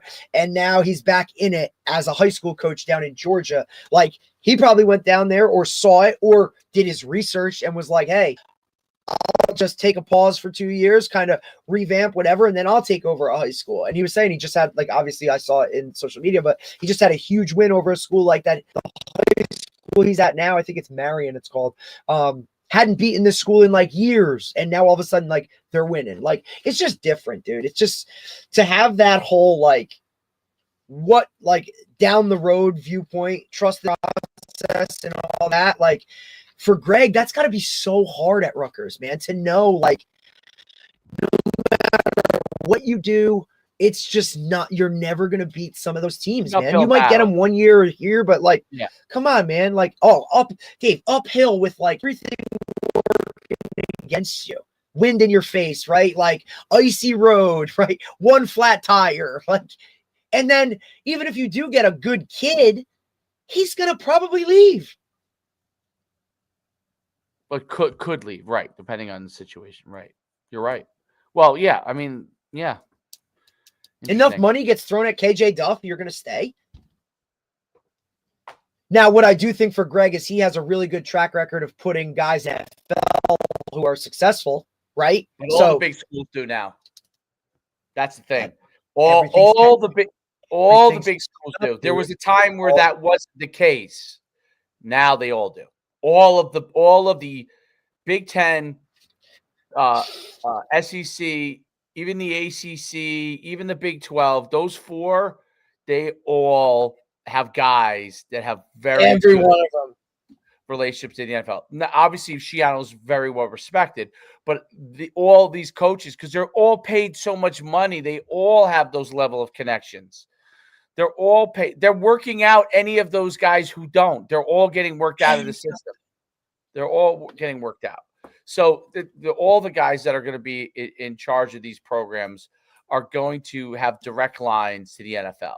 And the NFL is going to want to have direct lines with them because and look, we also saw Greg kind of have more of a direct line literally to Bill Belichick. Patriots, right? Like that was the hey, Bill loved taking Rutgers guys, right? Like a lot of dudes, right? So it's like in the transfer portal era, that shit don't matter. Very few guys do you have that 4-year relationship with that you can. None. Very, very few. Like very, very, very few. So it's I don't know. It's interesting. It's no, like I say it like there's no right or wrong on this. It's just it's the world you're in, and it's it is what it is. And when I say that I have a longing for it, I just know my experience was good because of these factors, right? Like at sports, your experience was good because of some of the ways that it was. A lot of people's experiences probably are good, but everybody plays sports. And I forget that a lot, Dave. I forget that a lot, right? Like we had really good, not just on the field, we had good experiences for the most part, right? When it came to everything, like I'm sure we would hit bumpy patches here or there, right? Look, I'm sure we did. But I would say you come away with in comparison to the general high school athlete, like good experience. We're in a different, I think, slot, a different space, right? Like majority of the guys we talked to probably didn't have that good of an experience, that's probably right? True. Or they weren't fortunate enough to play for coaches that understood the game or cared. Think about some of the assistant coaches that we've worked with or you've had on staff where you're like, holy shit, like I can't believe I let this guy coach 3 games with kids. You know what I'm saying? Like, right. And that might be those kids' only experience with a guy like that. Right. Or this administration. Or look, I look at some of my guys in my previous school, Dave, 3 head coaches in 3 years. How do you explain your high school career like in that? In New Jersey, the issue, and maybe a lot of places across the country, but it's not as bigger schools in Georgia or bigger schools in Texas, like they have more resources. In New Jersey, the difficult part is like public school in general, putting together staffs is a nightmare in football, at least. Dude, especially because of like now it might be easier in Georgia, right? Or easier in Texas, right? Well, because there's them more. You're finding positions for them in the school. And with the way the structure is time-wise, like you find somebody who's not a teacher that has from 2 o'clock to 6 o'clock every day open to go and do something for free or a little, and all the hoops you have to jump through and the shit you deal with to be a coach, right? Because I think a lot of people don't get that, but public schools, I don't know how you do it in New Jersey, but you know how I'm able to do it? Because I work for you. No, I don't mean you, but I mean like think about it. I'm saying to continue to coach for the most part. Going forward, how do you change it? Unless New Jersey starts to either A, go back to the old model where they make sure that coaches have teaching jobs, or B, taken care of. Yep. or B, go to a modern model where you have a head coach. I'm saying, or a modern model where the head coach in football, for example, is paid full time and maybe just teaches one class, or until you go to that model. Those days make the head coach an administrator. Those days are gone. Yeah, exactly. It's hard to make those. And again, hard. Guys were taken care of in the past, dude. Like, oh, he's a coach. I'll get him a teaching job. They flipped it. Right? Like, and the places that have it have worked really well. Like Old Japan has that. Old Japan. They have a few guys that are assistants that are in the school, but they have a good amount of the staff. But the pillars of the program are 3 or 4 main guys that are teachers are also on the staff. And because of the money thing, you're forcing really good coaches to leave coaching because they go into administration, and a lot of districts don't allow you to do both. I think the bigger schools, public schools should pay a full-time head football coach. Now listen, you could say, okay, it's a teacher salary, 100, whatever it is, 70, 80K. It's fine. Just put them at the top of the guide. That's all you got to do. Put them at the top of the guide. Duties. Yeah. You give them a couple of duties in the school. So they're not, but it's the teacher only that always like shun the coach, because look, some guys don't do it right, and they've given you a bad reputation as a teacher coach because they show up for their duty, or they do this other thing. Like, dude, that shit sucks, bro. Why have the big school coaches, Group 4 and Group 5? Why have them public school? Why have them teaching a lot of classes? I just don't. I think you're taking away from something else. You could have them as an associate AD, okay? Associate AD. You get the best of both worlds, dude. And the head football coach, so they can help the AD with the things he needs to get done. Make him the assistant AD, dude. Salary. Right. Correct. They're an assistant AD. So they're helping all the other sports, but they still have the time to do the things that they need to do within the school system. Instead of absolutely. You know what I mean? Like, instead of or they go the other way and they load the coach and they make him do so much extra shit to compensate for that, on top of having to do all of his coaching thing. Like, you know what I mean? Now, look, I was fortunate. Like when I was at, position is really the way to go, because like everyone's like, because now you have, and you also now room within it. Like you can make him do, you can have him do certain different things and here and whatnot. It's just, listen, the best districts and the most success that where in the places that I've had that type of model where they took care of the coaches, right? Like all right, you're going to be the football guy, but guess what? You're also going to do wrestling and you're going to do track, and I'm going to you're going to have these classes, and hey, I need you to do that. Like, that's okay. That's fine. Like, you know what I mean? They made it up in the back end or something. When they said you were a coach, right? You were looked at as a commodity. Like, thank you, right? Like, you're doing more than just coming here 7 to 3 and teaching, right? Like, and people respected that. And now it's, you're a coach. You know what I mean? Like, I just feel like it's something that's crazy. Not looked at.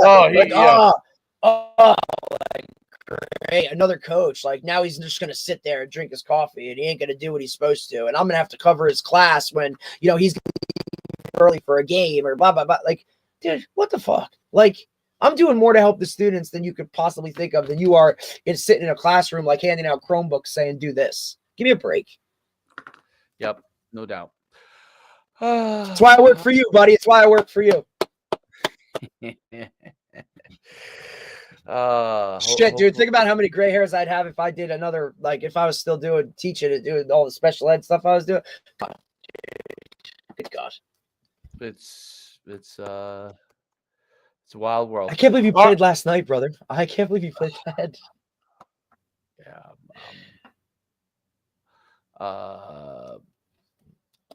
Yeah. Listen, playoffs now, right? Like playoffs now. You're good to go, right? I didn't mind playing last night. I didn't mind it at all. Like, I'd love to play a weeknight game, dude. Make us the MAC conference. I'll play every Thursday night. Hands, I'm like, so I said, all right, so Tuesday MAC Nation, let's go, MAC. I said, let's go MAC game, Tuesday night MAC game. I don't know if everybody understood what I was talking about. Ida Wabo did. Dude, maybe, yeah, you might have had one dude that understood that whole reference, and it was like, huh? Tuesday night MAC game, let's go. Let's rock it. I mean, look, but like, you want to play, I don't know. Like, I get it. There's something to like, only one game a week on a Friday night. And look, this is the first time in a really long time I haven't played a Saturday game in a regular season, dude. It was all Friday nights, like the entire season. Same with my head coach. He's like, dude, this is the first time I've ever done this where I haven't had a Saturday game. But look, there's something to be said for one game a week, but I love switching it up. Like, it adds extra juice. I don't care if it's a short week, right? Like, the kids get excited. It's something different, because football at this point in the season becomes so routine and monogamous, and it's the same thing over and over and over. Week are you guys on 7 or 8? We are game. This is what are we? 3, 4. This is game 8. I think it's week 7. So we have 2 more. Remember, the state only has. This is the last week that counts towards playoffs, because that last week doesn't count. Cool. All right. Well, good luck. We have nothing tomorrow, right?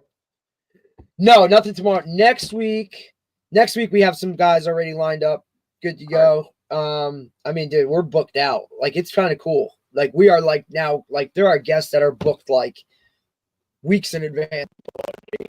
Like, I mean, some of the times are going to change a little bit with some of these guys in season and whatnot. Where, you know, kind of, it's awesome that we've got the wiggle room, or you've given the green light to wiggle around with some of the times and whatnot to get some of these guys in season.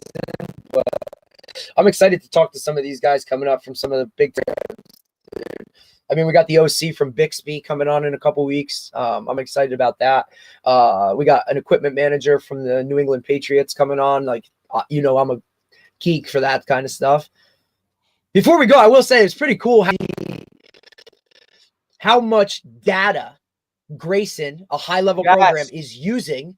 Holy shit, man. Like, holy shit. Look, if the top-level programs are doing this, and I get it, and he referenced it, Coach, we have a lot of coaches. We have the ability to do these things and to look at these, whatever. But, dude, I mean, come on, man. How many schools have a director of sports science, bro, as a title? Like, it's unbelievable. What are we fucking talking about, dude?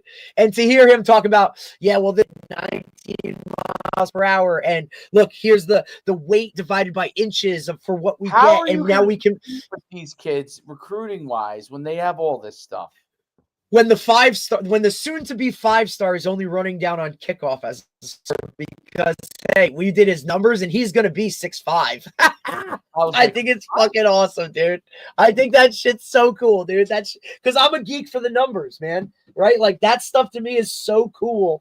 Like, why wouldn't you use that you have access to, man? Like, that's fucking awesome. Incredible, dude. Absolutely. I mean, shit. I have guys that are just in awe of us using go routes. Like, I live in the wrong place for all this stuff. There's no doubt, because we are not. People look at us like we have 27 heads when I bring up some of the stuff, and I'm like, hey, I just want you guys to know, like, this program here, right, which is another bonus and why I love doing this podcast, networking and all that other kind of stuff, to hear what other guys are doing, you know. Hey, you know, this guy takes in-home visits to guys on his roster, so he's better equipped to handle them coaching-wise.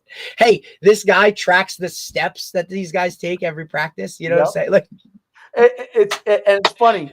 I'm not saying it's right or wrong, but like when I send you the video and like I'm not kidding. It was like a 6U, right? When I send you a 6U tackle game, and all the whole town comes out for it.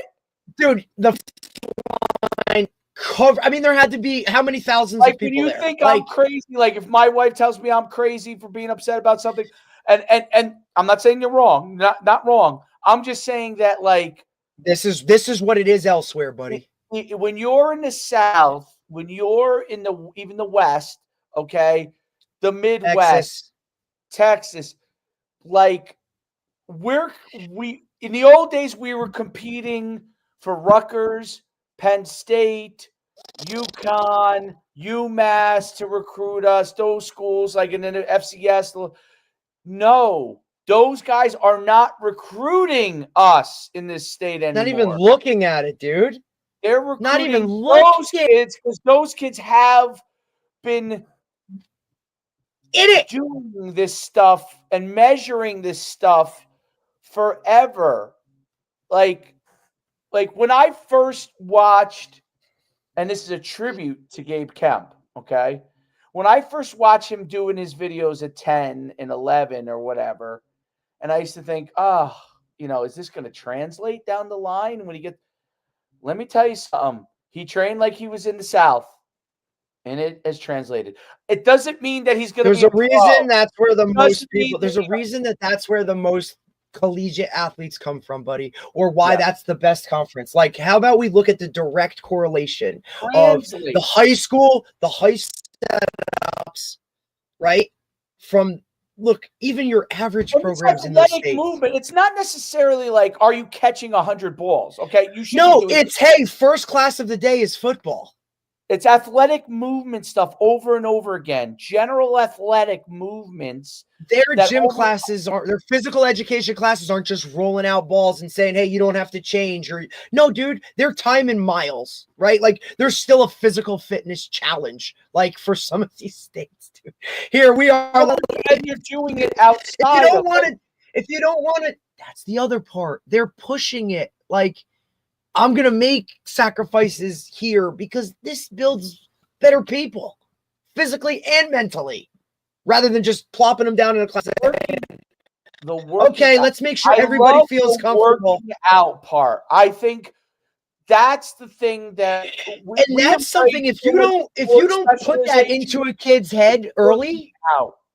Think about it, Dave. If you don't put that, you have to do physical activity in order to stay healthy and be okay physically and mentally. If you don't put that in a young kid's head and they go 12 years of school and that's not a thing, now in real life, like, would I do that? You have working out, changing direction, jumping. Jumping, some form dude. of lifting, some form, like it doesn't have to be. Look, all of those things that combined make a huge impact, dude. They literally come to phys ed class. All right, we're going to the track and we're walking 4 laps. Okay. Oh, we get back in here. All right, time to go. Oh, hey, you can go do this, or this. Like, that's it. Like, there's no push, drive. There's nothing. The whole thing in New Jersey is to make them everybody's got to feel okay. Healthy. Everybody's got to feel a part of something. We don't want to single anybody out. Intense exercise is what increases longevity much more than just going out or walking laps. It's intense exercise for short spurts of time for 20, 30 minutes or whatever. That helps your overall health a lot more because it's changing the state of your body. It's forcing you to pump more blood. So those kind of things. Dude, there's a biocorrelation to it. When you work out, you feel better. Like walking is we're not talking the physical aspect of it, just mentally in your head. Like, I just got to sweat. I just got, like, what the? Well, no one wants to sweat in gym class anymore. That's become because they don't change. It's not like they put on different clothes. And what do you mean? Shower? I have to shower in front of somebody? No one changes anymore. Not even a thing. It used to be, hey, this is how we grade you. If you change, you get an A. Correct. If you don't, it is. Now it doesn't fucking matter. Remember, hey, if you don't have rubber soles, dude, you can't participate in gym. That's a 0. That ain't a thing. Kids are working out, whatever. Obviously, I had a kid come to practice the other day in Carhartt pants. He was wearing Carhartt work pants for practice in a helmet and a jersey. I'm like, what are you doing? I just came from work. What's the dude? Shorts, buddy. Shorts. Like, I don't. It's all good. It's all good. I love it. I love coaching, buddy. I love it. We'll see you later. Have a great day. See you, buddy.